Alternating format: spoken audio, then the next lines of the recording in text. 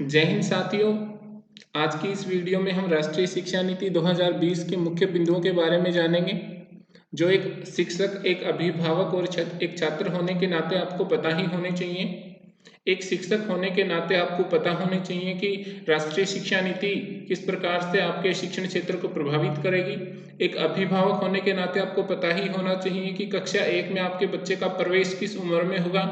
और एक छात्र होने के नाते आपको पता ही होना चाहिए कि क्या आपको कक्षा 10 की बोर्ड परीक्षा देनी अनिवार्य है या कक्षा 12वीं के बाद आपका कैरियर, आपके कोर्सेज किस हिसाब से होंगे।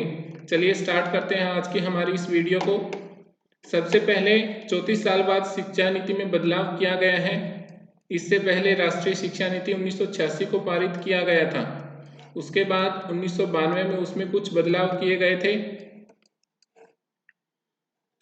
नई शिक्षा नीति की जो उल्लेखनीय बातें हैं, जो मुख्य बिंदु हैं, वो इस प्रकार से हम उनको कह सकते हैं। सबसे पहले यहाँ पर 5 साल का फंडामेंटल कोर्स होगा, जिसमें कक्षा 1 नर्सरी, जिसमें आपका बच्चा प्रवेश ले सकता है जब वह 4 साल का हो।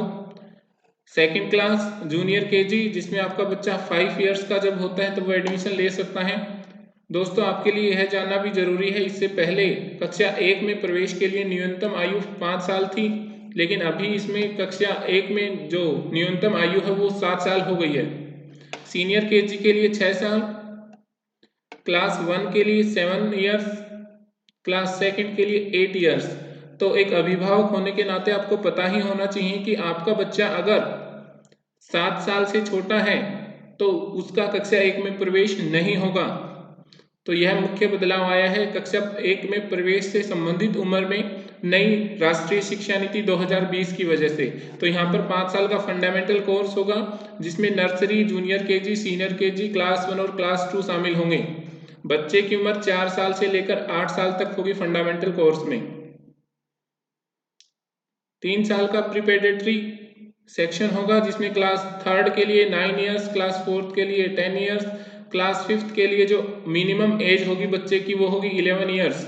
इसी प्रकार से 5th के बाद जो 3 ईयर का जो मिडिल सेक्शन है उसमें हम देखेंगे क्लास 6 के लिए जो मिनिमम एज है वो है आपकी 12 इयर्स, क्लास 7 के लिए 13 इयर्स, क्लास 8 के लिए 14 इयर्स।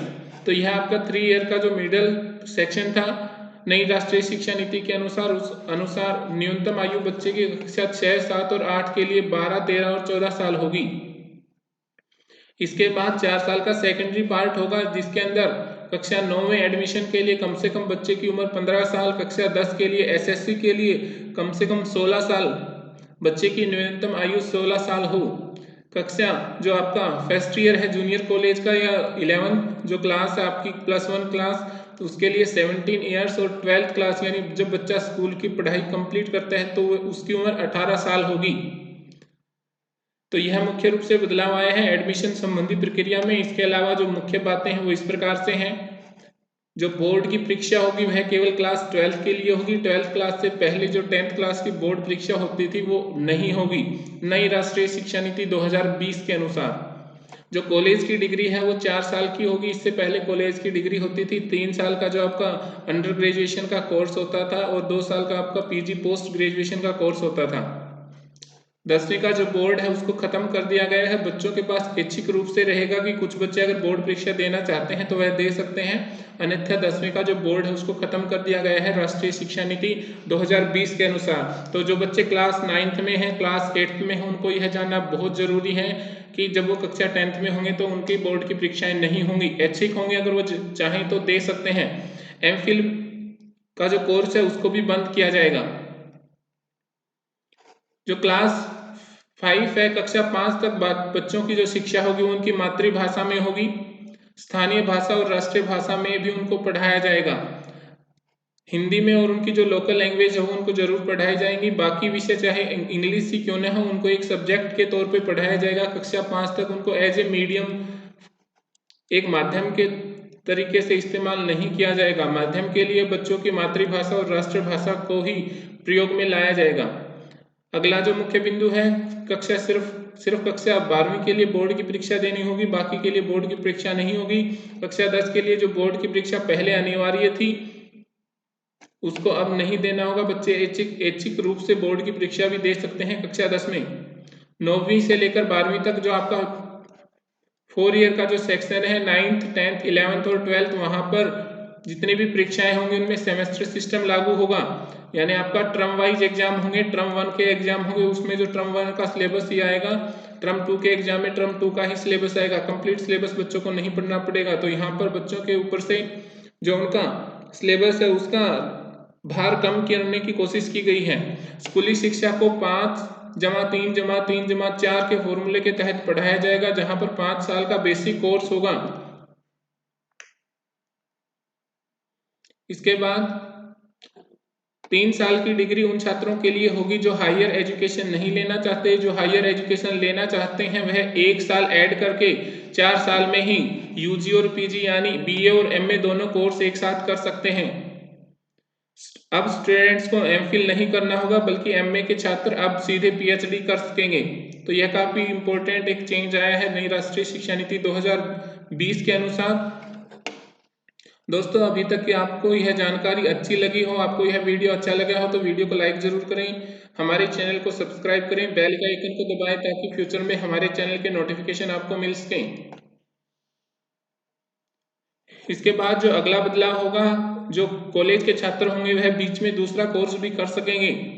हायर एजुकेशन में 2035 तक ग्रोस एनरोलमेंट रेशियो 50% हो जाएगा, ऐसा राष्ट्रीय शिक्षा नीति का लक्ष्य है।